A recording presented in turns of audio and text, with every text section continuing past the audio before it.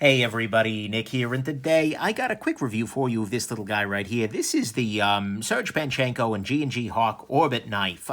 This is a really neat little piece, and I want to thank very much my buddies Mark and Nehemiah for sending this guy through. In fact, they used me as a middleman in a trade, and since this is a really interesting piece that I hadn't had on the channel before, I agreed to do it. It's not something I do super regularly, but there you go. That's how I got my hands on this guy, but as a result, I haven't spent much time with it. I didn't do disassembly or anything like that, just because, this is somebody else's knife now, and so I wanted to get it along to Nehemiah pretty quickly there.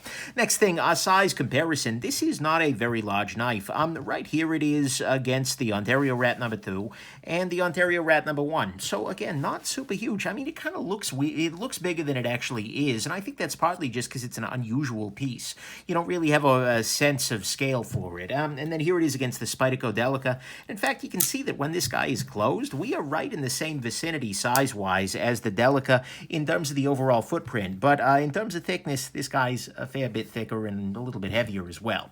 Next thing, this is a collaboration between, like I said, Serge Panchenko, well-known knife designer, maker type, and then the Hawks, G&G Hawk, who've done a bunch of stuff I put on the channel before. I love the Hawks' work. I think they're doing some of the most interesting stuff in the knife game these days. And although Serge's stuff isn't always to my taste personally, he's a really well-known and well-respected maker. So, there you go. Then finally, like I said, this is going to be a quick review because it's based on, I didn't actually carry this, guys. I didn't want to scratch up the clip and whatnot, and I haven't disassembled it because, again, this is not my knife to disassemble. So, anyways, let's go ahead and talk about what's good, what's great, what's bad, and what's ugly about this little guy based on that limited experience handling it here and then at Blade Show, etc. So, on the good side, first off, the blade on this is nice. It is a 204p blade, CTS 204p. Great freaking steel, absolutely 100%. Big fan. And it is also given a super thin grind, although the blade stock's a little on the thicker side. It is absolutely, seriously, look at how freaking thin this gets behind the edge. I don't know that I've ever seen Millit go down that thin, but I hope I see him do it more often, because that's really, really nice. It's also got a very nice choil, a little too small to be a finger choil, even for my relatively small hands. But it works great as a sharpening choil. And you know what? It's cut so there's a tip on it, so you can actually do a puncturing cut if you need to. They've even gone so far as to crown the spine. Look, this is really excellently done. The blade on this is great, and I'm really impressed with that. Pardon me. Next thing, on the good side, the flipper tab on this guy is very unusual. Unlike most flipper tabs, which hang out the back, like on this little guy, this is a Brian the Doe Micro Typhoon. This guy is sort of sticking off of the front. This is something the Hawks have done before, and a couple of other people have played with. Kevin Smock has got something kind of similar. It's not completely out of left field, but it is a nice idea. And the nice part about it is that as this is hanging in your pocket, it's not a pocket pecker. It's not going to be pecking on whatever's in your pocket all damn day long. And, it's also nice because you have some diversity of options. You can pull it back like this and use it as a conventional flipper tab. You can actually use your thumb, pop it open like a front flipper there, which is nice. And there are all kinds of other approaches that you can use for this guy, and I partly disengage that because I'm not super great at it yet. But anyways, it is really, really nice, and it has unique functionality and is pretty excellent, so I like that a lot. Next thing, it's also hidden when closed, which is a nice thing as well. So that's good. Next thing, there were a lot of really nice design details, and again, I totally missed that. That's not on the knife, that's on me. A lot of great design details here. So for instance, look at the logo here, machined in. And apparently there are different versions. If you buy Serge's versions, they tend to be acid washed and patinaed and whatnot. If you buy the Hawks, I gather these are a little more reflective, but nevertheless, there are great little details here. These logos are incredible. Look at the backspacer on this guy. It's really nice. There's this little cutout with a little bit of jimping in there. These little, is it helpful? Is it useful? No. Is it attractive? Yes. It's really, really well done there. That's good. The lanyard hole, even look at the lanyard hole. They've got this just beautifully chamfered little area where this comes up around, yet it goes through 100% smoothly. This is really, really well done, and a lot of nice just little, you can tell that it was really designed. Even the curvature on it is very unique. It's very unusual, and I got to absolutely give credit for that. The next thing and the last thing on the good side here is just the build on this is so good. I mean, this is really Millit flexing. This is Millit Knives kind of at their best. I've handled a fair amount of their stuff. I own some of their stuff. And you know, this is one of the best pieces I've seen out of them because everything is just absolutely rock solid freaking secure. Everything is beautifully chamfered on all of the edges. Everything, this contrast of, you know, the purplish anodization coupled with oh man, have they done good work here. I mean, there is nothing I can really look at and criticize about the build quality of this knife. This is Millit delivering a level of perfection that they just really need to, and it's great for this price point. They have knocked this out of the park, and I think if you handle this, you're going to walk away feeling like, oh, wow. They got skills, and indeed they do. And so that's great to see here. And that, to me, is the good here. Is it's incredible build quality, great design details, hidden when closed, unique flipper tab, and a nice blade. What's great to me about this, guys, you've probably seen already, is the action on this. Oh my God, is the action incredible! This is using a the G&G Hawk have the Hawk lock system here as well as a detent. I'm sorry, this may be a toggle lock. Either way, they're doing one of their unique kind of lock sort of mechanisms, and what that means is that when you pull this little guy back, the blade just kind of falls shut, and then there's a little bit of a detent that you kind of push through there to get it the rest of the way in. The nice thing is with just a little tiny bit of wrist, absolutely flies back shut. No freaking problem at all.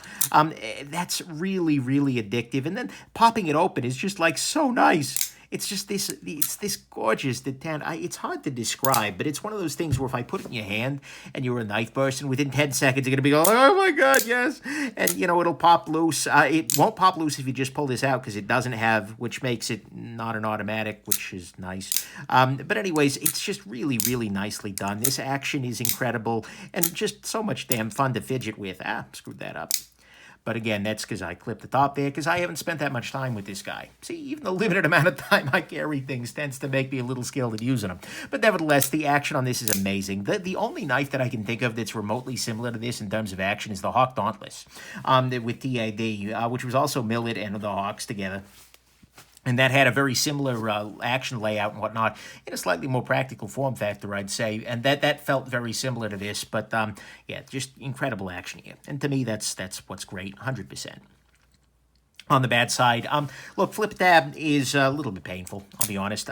It's a rounded piece there. But the thing is, you kind of digging this rounded piece into the tip of your finger and pulling back. It's not the end of any world. Finger hurts a little bit after a while, not a big deal. Next thing, a little bit heavy. Unfortunately, so the blade length on this guy is kind of weird because it's got a fair amount of choil to it. But the way I would probably measure, it's coming in under 3 inches. But for that, you're getting 4.25 ounces. It's a little on the heavy side, and it's kind of dense. There's just a lot of metal to this guy.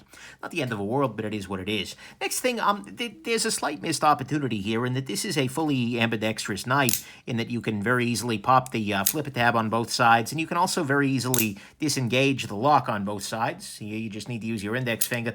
But unfortunately, the clip only goes on one side. Am I super bent out of shape on that? No, not necessarily. And I can see they've done some things that make the clip, you know, it's not reversible because, well, then they'd have to cut this on the other side there.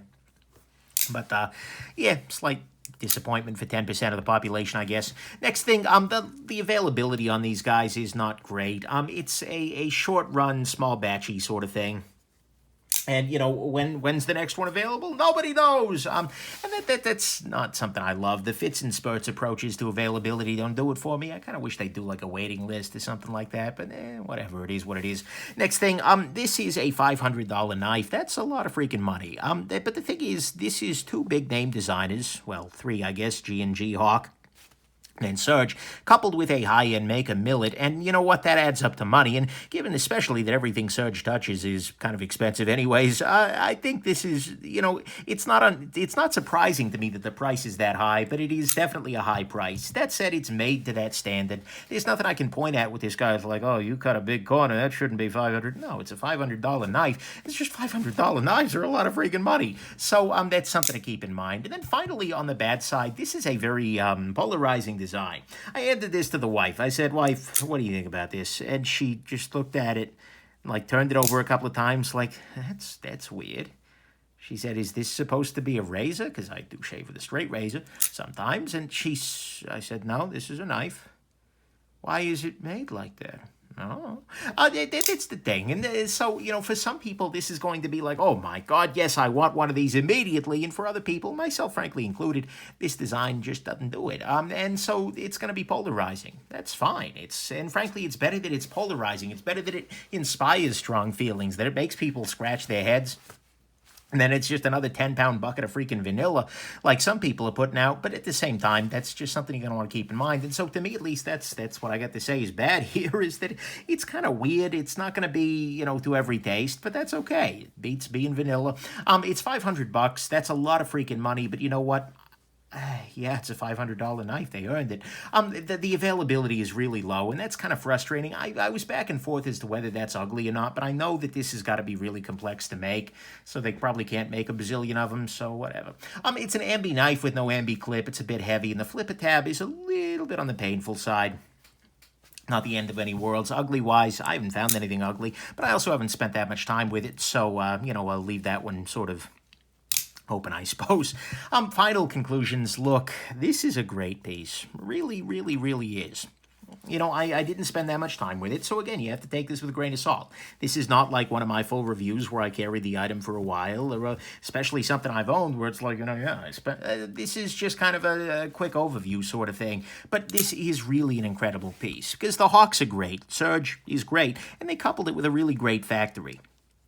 They added in a bunch of really great details, and put in a really nicely ground blade, a great action. I mean, there is a lot to love about this guy. And honestly, yeah, it's a lot of freaking money. Yeah, it's a bit heavy.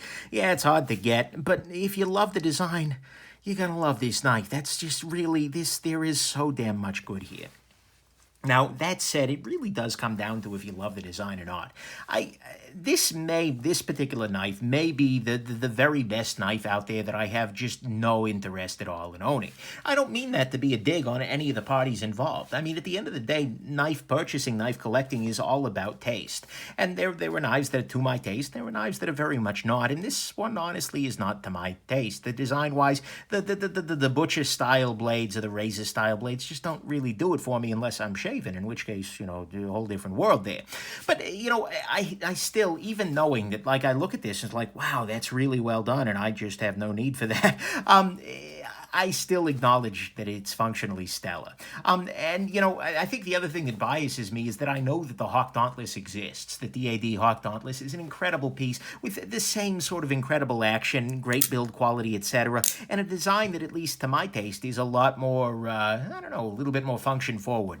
And so if I had to pick among those two knives, this guy and the Dauntless, Dauntless every day of the week. But the thing is, this is still great. And if you look at this and you're going, oh, I'm picking up what that's putting down. If you look at the design, you're like, yeah, I want you, then just get the knife. It's really, really freaking nice.